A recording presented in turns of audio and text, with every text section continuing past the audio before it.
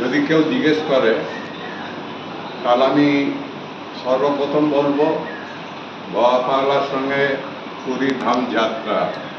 এটা বিট্টুদা গুলুদা এরা অ্যারেঞ্জ করেছিল বাগবাজারের। তা সেখানে সৌভাগ্য হয়েছিল আমার যাওয়ার, এবং পাগলের সঙ্গে পুরীতে জগন্নাথ মন্দির দর্শন প্রদক্ষিণ, পাগল সামনে দাঁড়িয়ে, আর ছিল ওই যে হরিদাস ঠাকুরের মঠে গিয়ে পাগলকে জড়িয়ে ধরে যেরাম কান্না কেনেছিল, ওইরাম ক্রন্দন আমি কোনোদিন শুনিনি পাগলের। যেন নিজস্ব অতি আপন জনকে জড়িয়ে ধরে কাঁদছে হরিদাস ঠাকুর। আমরা সব চোখে দেখেছি পাগলের। হ্যাঁ, পাগল বাড়িতে ফিরে এসেও কাঁদতে আরম্ভ করেছে, যেখানে ছিল সেখানে এসে কাঁদছে আর বারবার চোখ মুছছে। তা এই তো বিরাট এক্সপিরিয়েন্স আমার জীবনে, আমি কোনোদিনই ভুলবো না, সেই জন্যই বললাম এটা। জয় পাগল, জয় বাবা। হরিদাস ঠাকুরের মঠ। হরিদাস ঠাকুর কে বল? হরিদাস ঠাকুর শ্রীকৃষ্ণ চৈতন্য দেবের একনিষ্ঠ ভক্ত, সেবক। আচ্ছা। হ্যাঁ, জগন হরিদাস। সেই হরিদাস ঠাকুরকে জড়িয়ে ধরে পাগলের ক্রন্দন, পাগলের কান্না। পাগলকে ওঠাতে পারছে না, সদয় টদয় সব মিলে তখন ওঠাতে পারছে না, জলিও গেছিল। তারপরে সে বিল্টুদা এসে পাগলকে টেনে তুলে তারপরে কোনো ক্রমে ওইখানে বাড়িতে নিয়ে গেল, নিয়ে পাগল কিছুটা ধাতস্থ। খুব ভালো লাগলো, কত পুরনো কথা জানতে পারলাম। মঠে শ্রীকৃষ্ণ চৈতন্যদেবের বস্ত্র হরিদাস ঠাকুর যা পরতেন, এইটুকু বস্ত্র, এইটুকু তখন ছিল ওদের বস্ত্র। সেই বস্ত্র পরিহিত লোকেরা পাগলের জগন্নাথের মহাপ্রসাদ নিয়ে এসে পাগলের সামনে যখন রাখত, পাগল ওই মহাপ্রসাদ দেখে হাউ হাউ করে কাঁদত। এত বড় বড় সব হাঁড়ি, হ্যাঁ, পরমান্ন থেকে আরম্ভ করে, খিচুড়ি থেকে আরম্ভ করে, সবজির থেকে আরম্ভ করে, তারা পাগলকে খাওয়াতে পারলে ভরতে যায়, তারা পাগলকে এনে খাওয়াতে পারলে ভরতে যায়। সেই পুরীতে, হ্যাঁ, সেই পাগল তাদেরকে সাষ্টাঙ্গে প্রণাম করত, ওই সব হরিদাস ঠাকুরের মঠে যারা সেবক ভক্ত ছিল। এগুলো চোখে দেখেছি।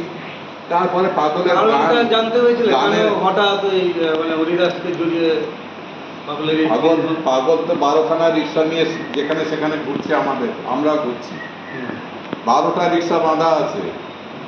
হ্যাঁ, 12টা রিক্সা চলে আসবে সঙ্গে সঙ্গে। পাগলের সঙ্গে যারা যারা গেছে, বিট্টুদার ফ্যামিলিরা সব, যত সব আমরা ঘুরতাম ওই পুরীতে পাগলের সঙ্গে। একদিন পাগল সি বিচে গল্প করছে একটা সাধুর সঙ্গে, একাকী, কেউ নেই সেখানে। পাগল আছে আর একজন সাধু ভক্ত, সেও দুজনে, দুই মহাপুরুষের মিলন। হ্যাঁ, আমরা দূর থেকে দেখেছি, আমরা কাছে যাওয়ার সাহস পাইনি। তাদের কি গুরু তত্ত্ব আলোচনা হচ্ছে, কি তাদের ভেতরে হচ্ছে, তারাই জানে। পাগল এখানে আসতেও বলেনি তোমাদের? না না, আসতেও বলেনি।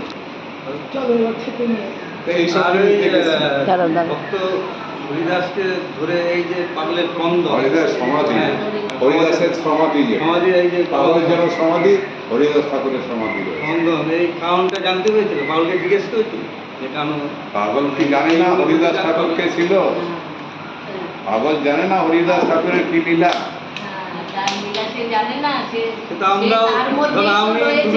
তুমি কাঁদতে পারো, সবাই জানে, কিন্তু আমাদের তো সেই অনুভূতিটা হয় না। পাগলের জড়িয়ে ধরা, আমাদের জড়িয়ে ধরা।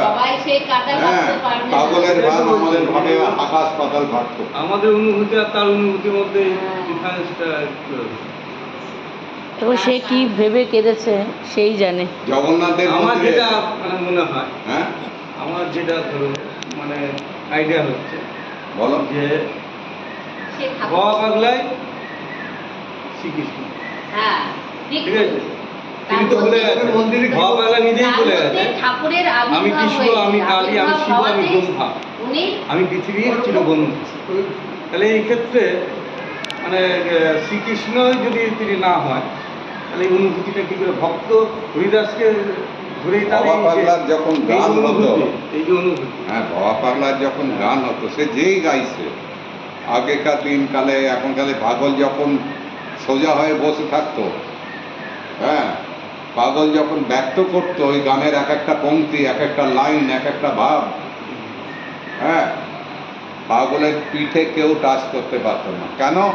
পাগলের কুণ্ডলীর জাগরণ হয়ে গেছে, পুরো কুণ্ডলীর জাগরণ। তার মধ্যে কেউ পিঠে হাত দিতে পারবে না, কেউ হাত দিতে পারবে না। যে হাত দেবে ছিটকে পড়ে যাবে। আর জগন্নাথ এই ছিল মন্দিরে ব্যাপার। কি বলছিলেন? হ্যাঁ জগন্নাথ মন্দিরে কি বলতে যাচ্ছিলেন? জগন্নাথ মন্দিরের ভেতরে, গর্ভগৃহের ভেতরে পাগল দাঁড়িয়ে রইলে পাগল বলো তোমরা প্রদক্ষিণ করো, আমি এখানে দাঁড়িয়ে থাকবো দেখবো। আরও অনেক ভক্তরা এসেছে, তারাও দাদুর সম্পর্কে আর শুনছে। প্রভু জগন্নাথকে একসঙ্গে এক জায়গায় পাওয়া, এটা কত বড় ব্যাপার। উনি আর ঠিক রাখতে পারেন নিজে। আমার অনুভূতিতে যেটা বলে মানে পাগল সেদিনকে যে হরিদাসকে বলে যে এই যে কঙ্গন আমার মনে হয় পূর্বজন্মে তার যে মানে স্মৃতিচারণ হয়েছে মানে তিনি শ্রীকৃষ্ণ, অত্যাচার সহ্য তিনি করতে হয়েছে শ্রীকৃষ্ণ। হরিদাস ঠাকুরকে।